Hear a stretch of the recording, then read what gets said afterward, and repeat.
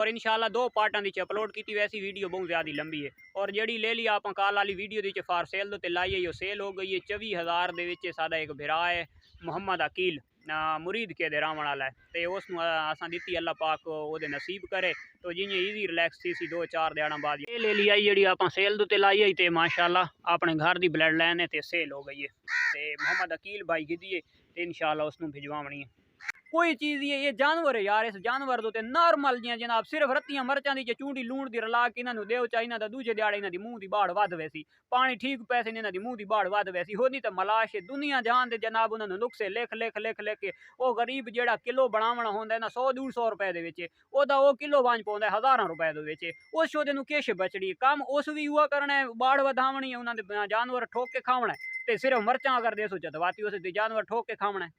हुण मिसाले वाले पासे आ वड़दे हां, तो हुण मिसाले दी तुसां बिल्कुल सस्ता फार्मूले जवैन तुसां अपने मुताबिक पा गिननी। किलो पनीर होवे उस दे विच आधा किलो तुसां काला नमक पा दो, आधा किलो दे विच वाइट नमक पा दो।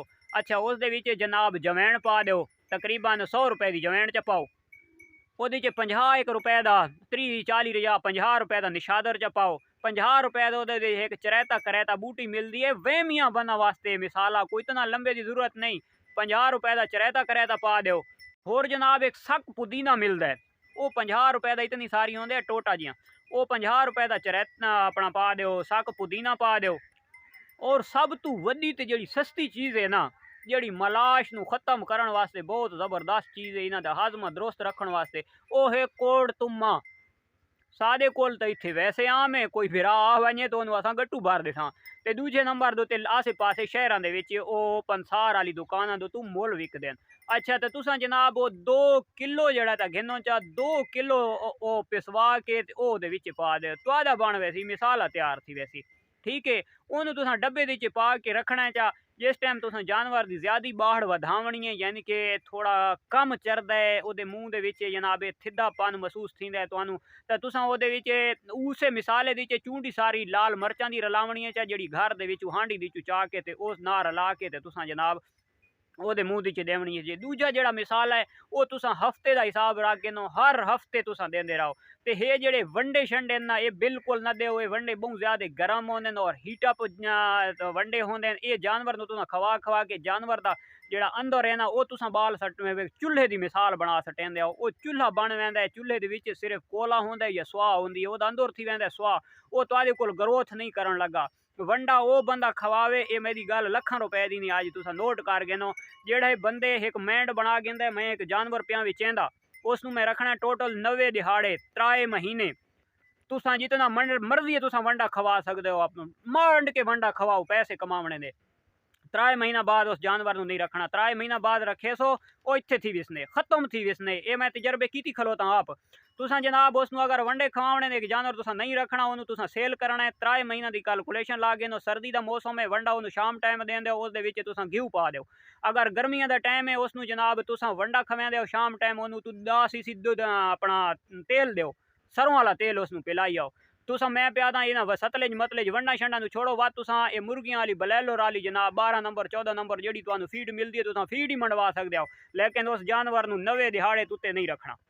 90 दिहाड़े तो उत्ते अगर तुसा रखा है तो आदि तबाही थी वजनी है क्योंकि वो जो पहले तुसा पाइए तो शुरू करावना है तो को किलो दुते जानवर पहुंचा खलोते 3 महीना तो बाद तुसा जनाब वो जानवर आखसी भाई मैदे वास्ते हुण तू कहना 1.5 किलो तो 2 किलो 2 किलो तुसा बर्दाश्त नहीं कर सकना। जानवर इत्थे टैट होना है तो उस तो बाद वा तुसा मिकदार रखनी है वो किलो वाली मिकदार दोते वात उस अंदर वाला वो पोजीशन पूरी तुसा ना कर सकते। वंडे की वात उस जानवर नहीं रखना उन्हें सेल कर दो वात तुसा रखे सो तो बर्बादी है खत्म कर देसी। तुहानू गोट फार्मिंग वास्ते आसानियां पैदा करो, दूजा फिरावां वास्ते आसानियां पैदा करो, आप भी आसानी अपने जेब की आसानी करो, अपने वास्ते फायदा करो जनाब। कम खर्चे दी गोट फार्मिंग करो तां तुसां कामयाब हो। इतने वंडे ते कढ़ाइयां ते इन्हां कढ़ाइयां की कोई जरूरत नहीं यार। इन्हां कढ़ाई कहीं किताब दी कोनी इन्हां कढ़ाई दे ये अजकल यूट्यूब के चैनल आ गए नवाम बना के देंगे जनाब मत मारी पई है। गरीब बंदे शौक करन तू उन्हें जनाब दूर कर देता है। ये जनाब देसी घी पे खाने ते मुरब्बे पे खाने इतना पैसे तुआदे कोलू हाई कंपीटिशन का शौक है, तुसा एक या दो जानवर रखने, तुसा उन्होंने देसी किलो की जा देते, 2 किलो भी देसी घी खवा सकते हो। तुसा गरीब की मत क्यों मरेंदे पे होते? सारे गरीबों को सोच नहीं आती बस यार इसनू इतनी हार्ड खुराक देख के बाद असा तेन रखना है, चलो असा सेल तो करना नहीं। वो जो कुरबानी वाले जानवर रखे ने कुरबानी तो वेच छुड़े ने या अपनी घर कुरबानी कर छुड़े ने, वो तो टेंशन ही खत्म थी गई।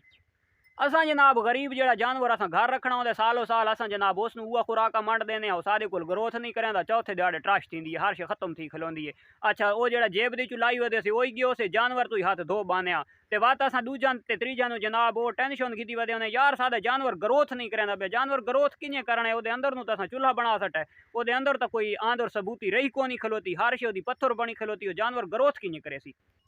जिन्होंने बहुत ज़्यादा टेंशन होती है ब्रीड वाले भिरावां यार सादियाँ मादियाँ कमज़ोर न थी वन, तो यार तुसा जेले सूवण तो 1 महीना पहले तुसा जनाब शुरू करा गिनो कैल्शियम 350 400 रुपए का किलो मिलता है। वो किलो तो सूवण तक भी बहु है, सूवण तो 15 दिहाड़ा बाद तक ही बहु है 400 रुपया।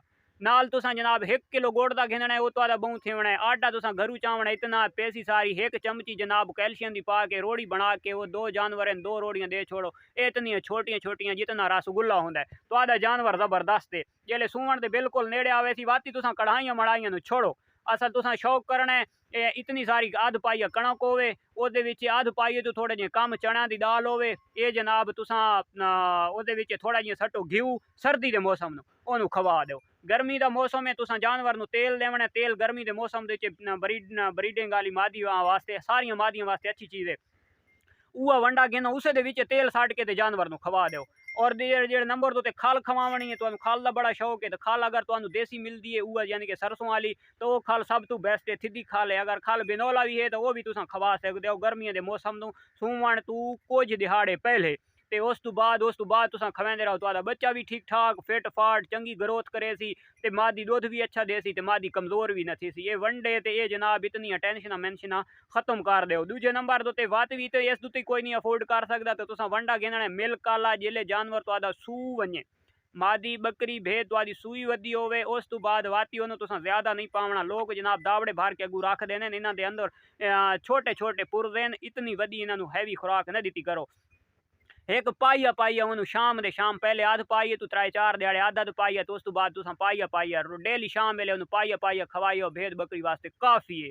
ज़्यादा जेब दे नुकसान देवन दी चारा अच्छा पाओ तो पाइया पाइया वो देसो, थोड़ा थोड़ा उन्होंने घी मिलता रहा। सर्दी के मौसम के गर्मी तो तेल देंदे रहो, कणक थोड़े चने मिलते रहे, नो ठोक के दूध देसी जितना वह बच्चा पी सके वो भी पीसी तो दूध बचे सी सही। ज़्यादा उच्चियां खुराकों वाले पासे न वनो, अपने जेब के दुश्मन न बनो। उम्मीद करें आज की वीडियो सारे भरावां पसंद आई हो सी। अगर पसंद आई हो तो लाइक शेयर कमेंट्स लाजमी करना है। अल्लाह हाफिज़।